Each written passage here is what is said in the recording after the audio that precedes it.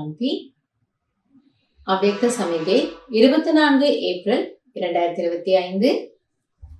अगर चलते चलते कभी असफलता या मुश्किल का अनुभव होता है तो उसका कारण सिर्फ खिदमतगार बन जाते हो, खुदाई खिदमतगार नहीं होते.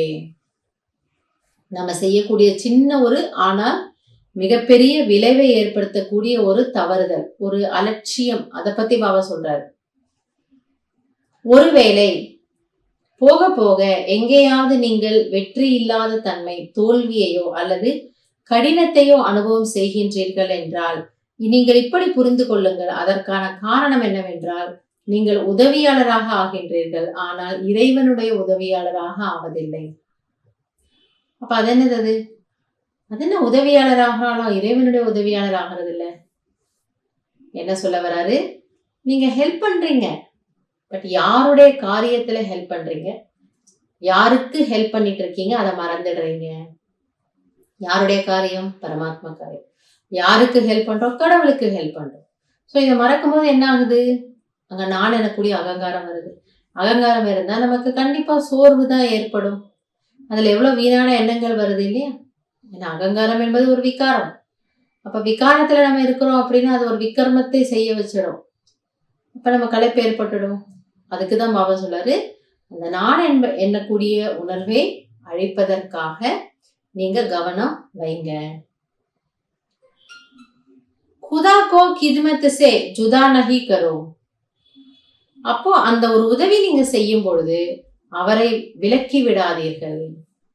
எவ்வளவு ஸ்வீட்டா சொல்றாரு. ஏன்னா நீங்க விலக்கி ஒதுக்கி வச்சிடுறீங்கிறாரு.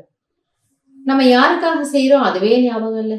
ஏதோ என்னுடைய பொறுப்பு, என்னுடைய ரெஸ்பான்சிபிலிட்டி, என்னுடைய கர்மம், என்னுடைய சேவை. இந்த ஒரு சூக்ஷ்மமான ஒரு தவறு நம்ம செய்துட்டு இருக்கிறோம். இது பாபாவுடைய வேலை. ஆனா கொஞ்ச நாள் முன்னாடி சொன்னார் இல்லையா, அதுல உங்களோட பாக்கியத்தை எடுத்துக்கிறதுக்காக நான் உங்களுக்கு ஒரு சான்ஸ் தரேன். சங்கம யுகத்துல சேவை பண்ணாதானே பிராப்தி இருக்கு. இப்ப சங்கம யுகத்துல என்கிட்ட இருந்து பாபா ஒரு வேலை வாங்குறாரு, இது நீ செஞ்சு கொடு அப்படிங்கிறாரு. ஆக இது குதாவினுடைய காரியம். அந்த குதாவை நீங்கள் ஒதுக்கி வைக்காதீர்கள், அவருடையதுங்கிற பாவனை இருக்கட்டும்.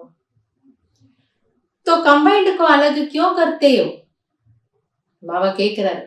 ஆக இணைந்திருக்கக்கூடிய என்னை நீங்கள் ஏன் பிரித்து விடுகிறீர்கள், ஒதுக்கி வைக்கிறீர்கள்? நீங்க வேணா போங்கன்னு சொல்ற மாதிரி செய்யறோமா? அப்படி செய்யக்கூடாது இல்லையா?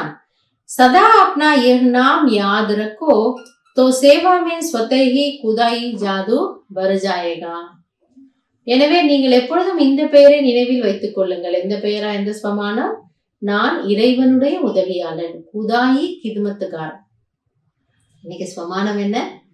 உலகத்துல எல்லாரும் கடவுள்கிட்ட உதவி கேட்கிறாங்க. கடவுளே எனக்கு இதை செஞ்சு கூடன்னுட்டு. ஆனா கடவுள் இப்ப யாரிடம் உதவி கேட்கிறாரு? என்னிடம் கேட்கிறார். உடனே எனக்காக இதை ஒரு வேலையை பண்ண, எனக்காக இந்த வேலையை பண்ண, எனக்காக இது பண்ண அப்படிங்கிறாரு.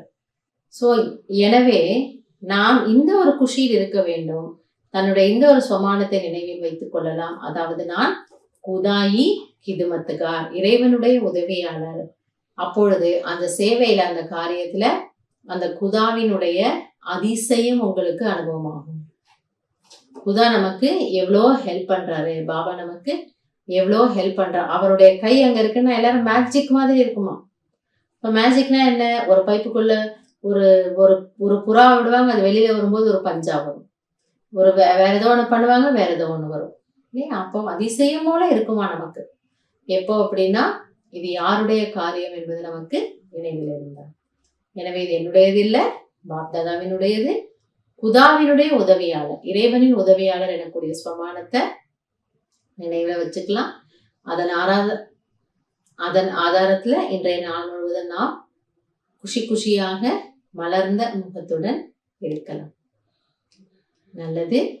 ஓம் சாந்தி.